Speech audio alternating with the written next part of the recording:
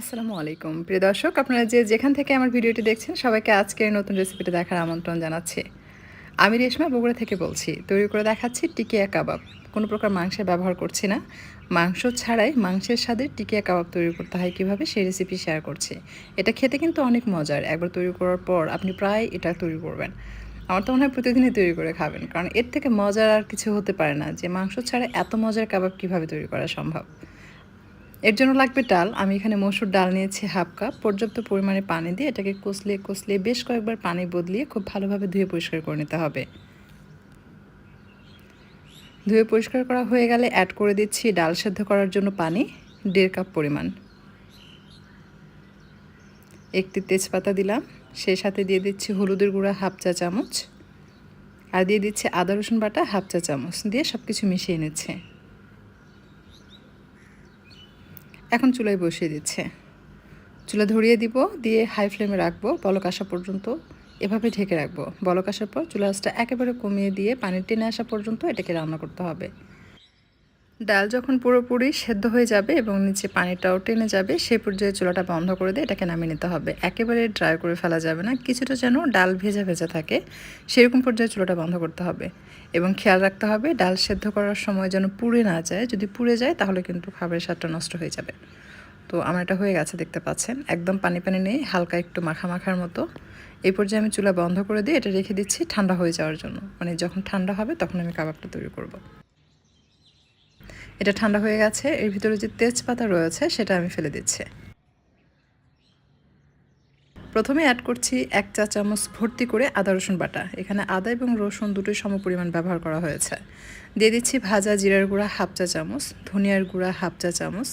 আপনারা দেখতে পাচ্ছেন একটু কিন্তু উঁচু করে নিয়েছি, আর এটা বেশি করে উঁচু করে নিয়েছে হাফ চা চামচ। এটা যদি আপনি সমান করে নেন এরকম 1 চা চামচ হবে। মরিচের গুঁড়া এটাও কিন্তু আমি উঁচু করে 1 চা চামচ নিয়েছি, তবে এর থেকে বেশি উঁচু করে নেওয়া যাবে না, তাহলে ঝাল হবে। আমি সামান্য পরিমাণ কালো গোলমরিচের গুঁড়া দিলাম, 1 চা চামচ সয়া সস দিয়েছি, আর সেই সাথে দিয়ে দিচ্ছি পেঁয়াজ কুচি, কাঁচামরিচ কুচি এবং ধনিয়ার পাতা কুচি। এখানে কাঁচামরিচ কুচি আছে 4-5টির মতো, 1 মুঠ পরিমাণ ধনিয়ার পাতা কুচি নিয়েছি, আর পেঁয়াজ কুচি নিয়েছি প্রায় 1 কাপের বেশি আর কি, 1.5 কাপের কাছাকাছি হবে। এই কাবাবে কিন্তু পেঁয়াজের বেরেস্তা ব্যবহার করা যাবে না।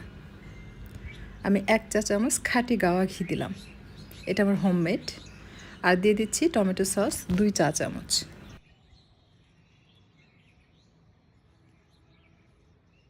স্বাদ মতো লবণ দিয়ে দিচ্ছি, দিয়ে এটাকে মিশিয়ে নিচ্ছি। এরপর যে হাত দিয়ে মাখানোর কোনো প্রয়োজন নেই। অনেকে আছেন হাত জ্বলে, তো মাখামাখি করতে চান না, সেক্ষেত্রে এরকম একটা স্প্যাচুলার সাহায্যে কিন্তু আপনি এটাকে মিক্স করতে পারবেন, বা চামচের সাহায্যেও মিক্স করে নিতে পারবেন। এটাকে একেবারে মেখে ফেলতে হবে না, এটা এমনিতেই গলে যাবে বা মিশে যাবে, সব কিছু খুব সুন্দরভাবে মিশে যাবে। এই কাবাবটা বানানো এত সহজ যে জাস্ট সব কিছু তো রেডি থাকেই, মশলাগুলো শুধু পেঁয়াজ, কাঁচামরিচ, ধনিয়ার পাতাটুকু একটু কেটে নিলেন, ডালটা সেদ্ধ করে কাবাবটা বানাতে পারেন। যে কোনো মেহমান আসলে আপনি পোলাওয়ের সাথে, গরম ভাতের সাথে কিন্তু এটা পরিবেশন করতে পারবেন। মেহমানরা কখনো বুঝতেই পারবে না যে আপনি এটা মসুর ডালের কাবাব তৈরি করেছেন, তারা ভাববে যে এটা মাংসের টিকিয়া কাবাব। আমি এখানে দিয়ে দিচ্ছি পাউরুটির গুঁড়া। ফ্রেশ পাউরুটিটাকে গুঁড়া করে হালকা একটু রোদে শুকিয়েছি, একেবারে যে ড্রাই হয়েছে তা কিন্তু না, তবে আপনি ফ্রেশ পাউরুটি গুঁড়া ব্যবহার করতে পারবেন, শুকনো যে পাউরুটি গুঁড়া সেটাও ব্যবহার করতে পারবেন। এখানে আমি 1.5 কাপের মতো পাউরুটি গুঁড়া ব্যবহার করেছি। এটা দিলে কিন্তু এটা বরকত হয়ে যায়, মানে যে পরিমাণ ডাল থাকবে দেখবেন তার দ্বিগুণেরও বেশি হয়ে যাবে। আপনি যত বেশি ব্রেড ক্রাম্ব দিবেন অর্থাৎ পাউরুটি গুঁড়া দিবেন, আপনার কাবাবের পরিমাণ তত বেড়ে যাবে।